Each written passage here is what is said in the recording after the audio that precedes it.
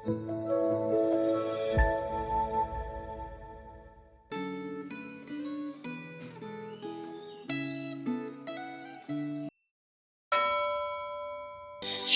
Bapak Ibu Saudara. Hari ini kita akan belajar firman Tuhan dengan tema Melupakan Allah menuai celaka.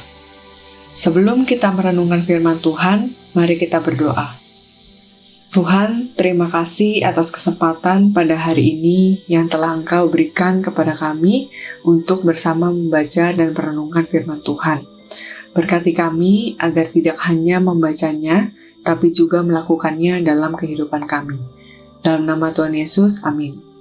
Firman Tuhan hari ini terambil dari Hosea 6 ayat 7 sampai 7 ayat 16.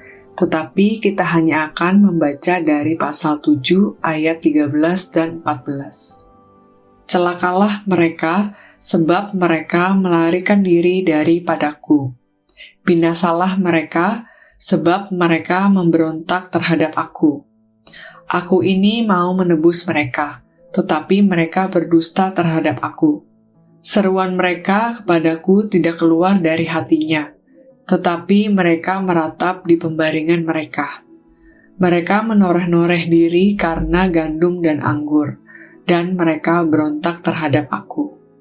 Apa yang terjadi jika ada seseorang yang rajin beribadah dan melayani setiap minggu, namun diam-diam korup di kantor dan menyakiti keluarganya di rumah?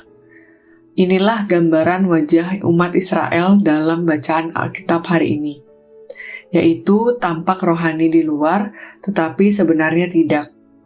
Bangsa Israel hidup seakan-akan Allah tidak melihat mereka. Hosea 7 ayat 2 menyingkapkan kebutaan rohani itu. Tidak terpikir dalam hati mereka bahwa aku mengingat segala kejahatan mereka. Mereka lupa bahwa Allah itu maha melihat. Ia tidak pernah menutup mata terhadap dosa umatnya. Lupa akan pengawasan Allah membuat mereka berani hidup dalam dosa. Padahal setiap langkah mereka dicatat oleh Allah. Inilah tragedi awal ketika hati tidak menyadari hadirat Allah. Kepekaan akan dosa memudar, dan kesetiaan lambat laun menghilang. Iman yang sejati menumbuhkan kesadaran akan hadirat Allah setiap hari. Kebutaan rohani umat Israel makin jelas dalam Hosea 7 ayat 10, saat kesombongan menghalangi mereka untuk kembali kepada Allah. Kesombongan itu seperti tembok tebal yang membuat mereka tidak mau merendahkan diri. Mereka seakan-akan tahu jalan, tetapi menolak pulang ke sumber kehidupan. Kesombongan adalah penghalang terbesar bagi pertobatan. Nabi Hosea menggambarkan umat Israel seperti merpati tolol tanpa akal, yang terbang ke Mesir dan Asyur untuk mencari pertolongan manusia. Gambaran ini menelanjangi ketidakbijaksanaan manusia yang mencari sandaran palsu dan meninggalkan Allah yang sejati. Oleh karena itu, Hosea 7 ayat 13 menyampaikan peringatan keras. Celakalah mereka sebab mereka melarikan diri dariku. Israel celaka bukan karena Allah tidak setia, melainkan karena mereka dengan sengaja menolak kasih dan keselamatannya.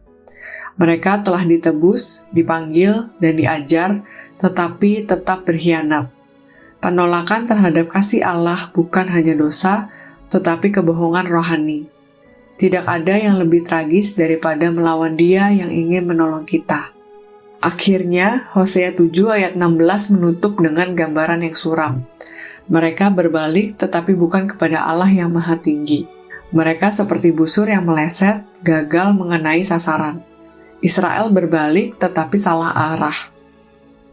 Pertobatan palsu mereka seperti busur yang gagal mengenai target. Hati yang tidak sungguh-sungguh kepada Allah selalu berakhir dengan kesia-siaan. Dosa yang tidak diakui, kesombongan yang tidak ditanggalkan, dan doa yang tidak tulus hanya menjauhkan kita dari Allah. Semuanya ini adalah potret hati manusia tanpa Allah. Namun, Allah tidak lelah memanggil kita pulang. Itulah Injil. Apakah Anda sedang hidup seperti merpati tolol yang mencari pertolongan pada dunia? Apakah Anda bersedia merendahkan hati untuk kembali kepada Allah dan membiarkan Dia menarik kita pulang ke dalam kasih-Nya? Mari kita berdoa. Tuhan, terima kasih atas firman-Mu hari ini. Berkati kami Tuhan, agar kami dapat merendahkan hati untuk kembali kepada Tuhan, mengakui dosa, menanggalkan kesombongan, dan berdoa dengan tulus. Terima kasih Tuhan, dalam nama Tuhan Yesus kami telah berdoa dan mengucap syukur. Amin.